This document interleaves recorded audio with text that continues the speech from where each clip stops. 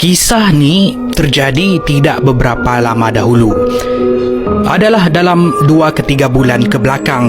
Orang panggil aku Faizal. Aku bekerja sebagai seorang pemandu pelancong. Kisah yang aku akan ceritakan ini berlaku semasa salah satu tour kami di salah sebuah tempat di Malaysia ni. Aku tak boleh cakap tapi aku boleh bagi hint. Kawasan ni sejuk dan berbukit. Lebih tepat lagi, tempat tinggal aku dan seorang lagi rakan aku yang masa tu sama-sama juga bawa pelancong terjadi di homestay tempat kami tinggal tu. Di mana lokasi ini tidak perlulah aku ceritakan, nanti ada yang takut pula untuk berkunjung ke sana. Di sini ni, disebabkan kawasan ni popular, jadi homestay tumbuh macam cendawan. Setiap tahun ada je homestay yang baru buka. Sampailah supply lebih dari demand. Bermaksud terlampau banyak homestay sampai banyak homestay yang kosong dan jarang didiami. Yalah, pengunjung pun banyak pilihan. Mestilah diorang pilih homestay yang terbaik kepada homestay yang tidak dapat bersaing.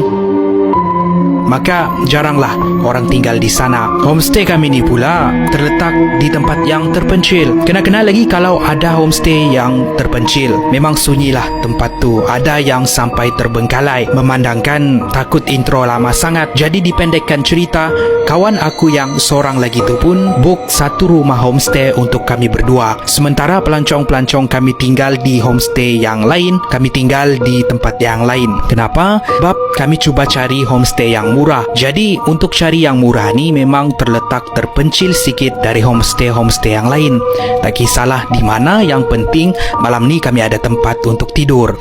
Homestay kami ni jalan masuk pula, ya Allah, macam masuk ke dalam pendalaman. Curam, memang curam, tapi tak apa, kami teruskan sahaja. Sampai ke sana, kami kena parking di kawasan yang jauh sikit dari homestay tu, dan kami kena berjalan kaki turun ke satu laluan curam, dan laluan ini hanya untuk pejalan kaki. Bermaksud kereta tidak dapat masuk ke dalam. Masa tu adalah pukul 10.30 malam. Kami letakkan kenderaan, keluar dari kereta dan mula menuju ke homestay.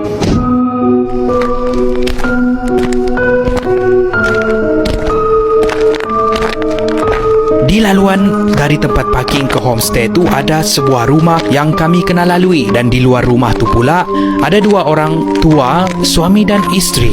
Kata aku dalam hati, diorang ni buat apa malam-malam di luar? Kan 10.30 ni. Aku selalunya kalau lalu kawasan penduduk kampung ni, aku angkat tangan dan tegur. Ialah, masuk kawasan orang kena beradab.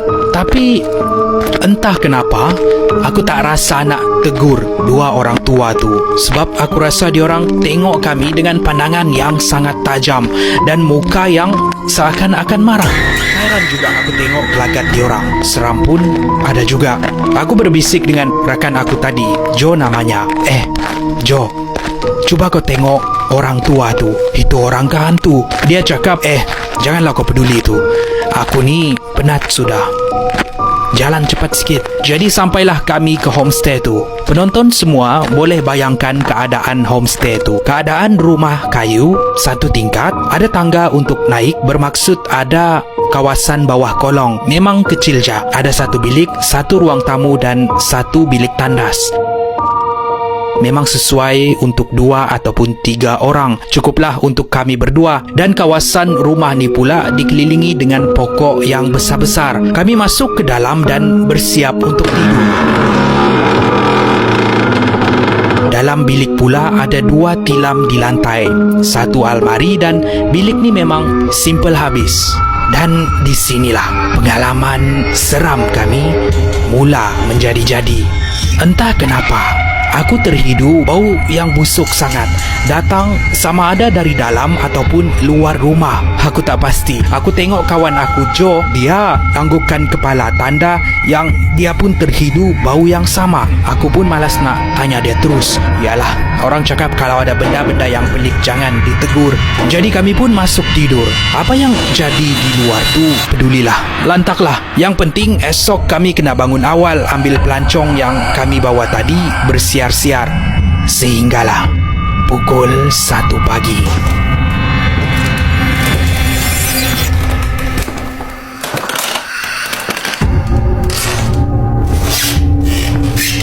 Aku terdengar bunyi tapak kaki orang di luar bilik kami. Waktu itu aku yakin aku memang bangun. Aku tidak berhayal. Aku tengok kawan aku si Joe. Sedap betul dia tidur, siap pakai earphone pula. Tidak beberapa lama lepas tu, aku terdengar satu lagi bunyi yang buat aku semakin lama semakin resah.